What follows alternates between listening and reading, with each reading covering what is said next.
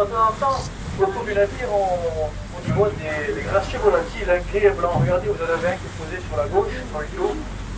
Donc, ce sont des goélands. Goélands de côté. On la reconnaît facilement car ils ont le bec jaune, les pattes jaunes et le dos orienté. Alors, nous, dans la marine, on a fait servir du goéland pour nous aider pour la météo. Hein. Donc, on sert de baromètre. En effet, un goéland qui se gratte le gland, c'est signe de mauvais temps, mais un goéland qui se gratte le cul, c'est pas bon non plus. Hein. Nous vient de Bretagne. Il y a des Bretons à bord. Ah, il y en a des Bretons. Oh mince, excusez-moi. Hein. Bon, il fallait bien des fautifs. Hein. Comme on dit, il faut tout pour faire un monde. Hein. Oui, oui.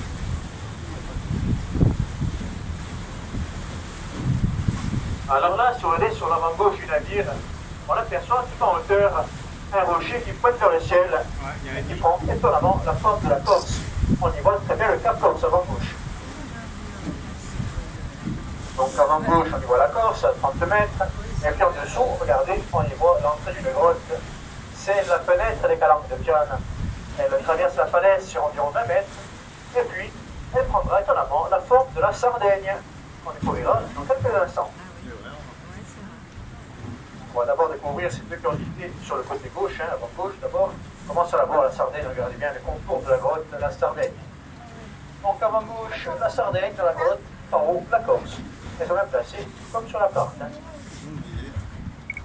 Donc là, après, on va voir ces deux curiosités, donc face au navire, et qu'on aura pivoté, ça sera du côté droit, arrière droit. Hein. Alors là, la Sardaigne ainsi que la Corse, il y a environ 30 millions d'années, était rattachée dans le sud-est de la France, dans le massif de l'Estérel, près de Fréjus-Saint-Raphaël. Ce qui s'est passé, c'est que les plaques tectoniques se sont rompues, et la Corse ainsi que la Sardaigne se sont détachées du continent. Alors là, la Sardaigne, il s'agit de cette île italienne qui est située à 14 km de Bonifacio. Elle est environ, donc, 2 fois et demi plus grande que la Corse. Sa population est 5 fois plus nombreuse, mais elle est 7 fois plus moche. Hein. Et on ne parle pas des Sardes, bien sûr. Hein. Les faits sont les faits. Donc en Sardaigne, il y a des autoroutes et des grandes villes. C'est pas le cas chez nous. Hein. Donc la Corse est beaucoup plus sauvage que la Sardaigne. Alors n'allez pas penser qu'on est chauvin, pas du tout, on est corse. Hein. Alors, pour ceux qui n'auraient pas bien vu le Cap Rosse en arrivant tout à l'heure, regardez, gauche du navire, magnifique vue sur le Cap Rosse avec sa tour génoise.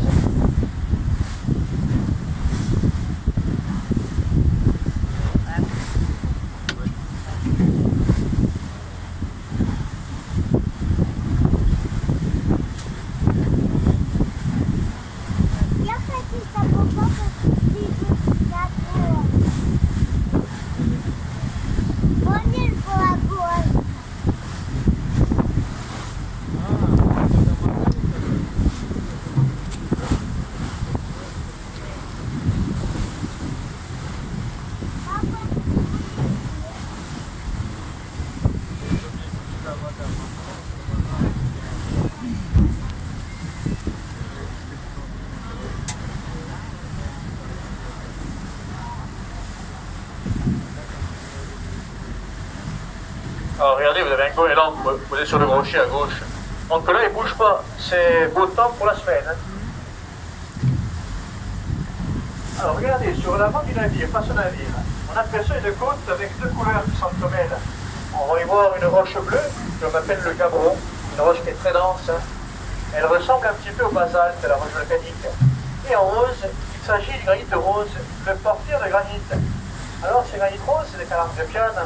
Il a servi pendant des siècles à la construction de monuments historiques, des monuments célèbres. Donc il va y avoir des châteaux en Italie, des cathédrales et des palais qui ont daté de la Rome antique. Alors la question à se poser maintenant, c'est pourquoi venir prendre ces roches ici? Bonne question, n'est-ce pas? Vous avez une idée? Non? Eh bien sachez que dans le monde, il n'existe que 3 côtes de granit rose. La première, c'est celle que vous visitez actuellement, les calanques de Piane.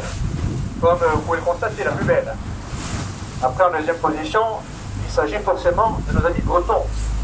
C'est Féroce-Garec, les Côtes d'Armor, hein, c'est très joli. Mais, il y a un mais, oui. Mais il faudrait arriver un jour lorsqu'il fait beau, donc lorsqu'il ne pleut pas, et lorsqu'il n'y a pas de mazout sur les rochers. Autant vous dire un petit miracle. Hein. Mais bon, ça arrive. Hein. Et puis écoutez bien, troisième côte de granit se trouve beaucoup plus loin. Il s'agit de la Chine. Mais là-bas en Chine, d'après des études scientifiques, ça serait bel et bien de la contrefaçon. Ça fait chinois, hein. Ouais, il fallait les inventer, ceux-là.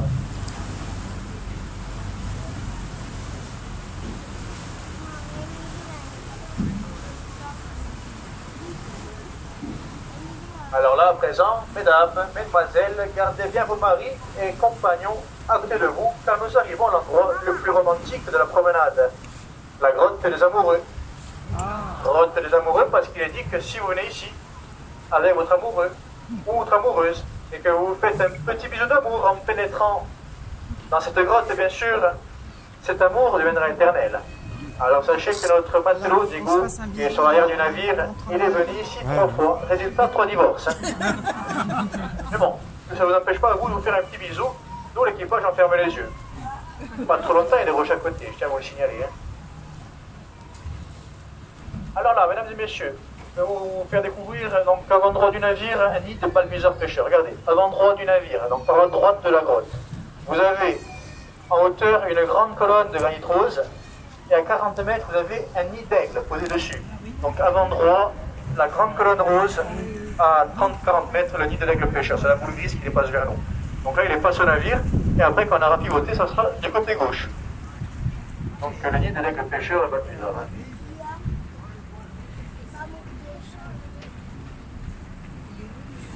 Juste là-haut, en face.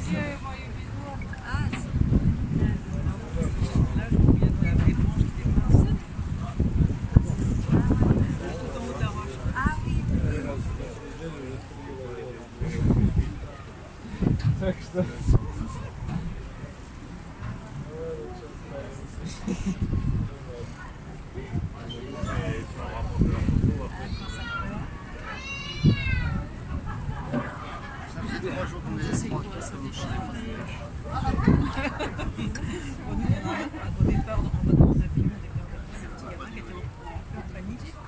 Je me suis demandé s'il avait oublié quelque chose. Ah oui? Petit gosse, il était pas tout. Jusqu'à ce que la route colle. Oh là là, ça me faisait mal pour moi. Non, non, mais moi j'ai 6 petits enfants, j'adore les enfants. C'est pour ça que j'étais malade pour mes petits frères.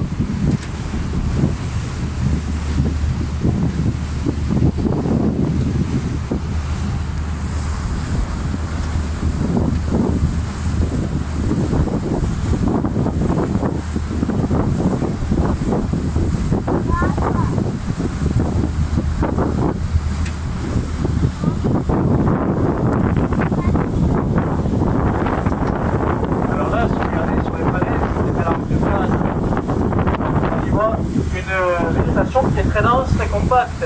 Il s'agit du maquis. Donc ce maquis, on s'aperçoit qu'il descend pratiquement jusqu'à la mer, hein, il touche l'eau pratiquement. Alors il est très dense. Hein. Alors ce maquis est composé par plus de 3000 espèces de plantes, dont 150 qui sont endémiques à la Corse. On va retrouver ici des oliviers sauvages, des olias. Nous retrouverons également des chênes, donc c'est le chêne vert ici. Le chêne liège, surtout dans le sud, hein, vers Ajaccio, au-delà. Après, nous avons également des genévriers, des arbousiers, et puis les petits buissons, comme le thym, le romarin, les immortelles également. Et puis, le meilleur pour le pain, c'est le myrte. Vous connaissez le myrte, monsieur, dame? Donc, l'arbuste, c'est le myrte, et les fruits, donc les baies, ce sont les myrtes. Alors, avec les baies, on va y faire de la confiture, des bonbons, également des sorbets, c'est assez récent.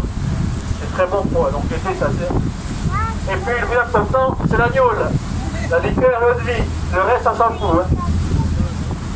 Alors, en parlant de maquis, Napoléon disait, à propos de la Corse de l'île, il disait, depuis le fond d'un navire, je reconnaîtrai mon île, donc juste le dire son maquis. Hein. Alors, en parlant de Napoléon, savez-vous pourquoi Napoléon, il n'attachait jamais son cheval à un arbre? Non, vous ne savez pas. De peur qu'il mange l'écorce. De l'arbre, bien sûr. Hein. Attendez, j'en ai une autre. C'est pas fini.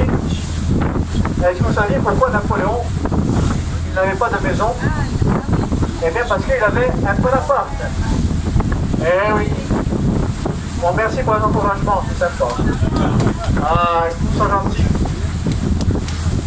Bon, comme vous êtes amateur de blagues, j'en ai une troisième règle pour vous. Oui.